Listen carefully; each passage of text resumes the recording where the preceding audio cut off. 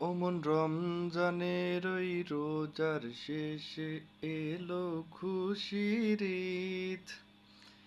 হ্যাঁ, ঈদ চলে আসতেছে গায়েস। কি করা যায়? কার কার ঈদের প্ল্যান কি? আমার তো মনে হয় কালকে সারাদিন বৃষ্টি পড়বে, বাসায় বসে ঘুম হবে। আপনারা কেটা কি করবেন, কেটা কি করতে চাইতেছেন, একটু কমেন্ট করে বললে যাইয়েন। আর সিরিয়াসলি একটা বিষয়, কবরবাসী যারা আছে সবাই তাকাই রইছে যে কে কার জন্য দোয়া করে।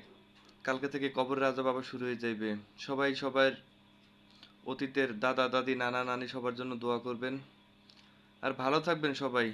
সবাইকে আমার বাসায় দাওয়াত, আপনাদের সবাইকে অগ্রিম ঈদের শুভেচ্ছা। ঈদ মোবারক। সবাই ভালো থাকবেন, সুস্থ থাকবেন।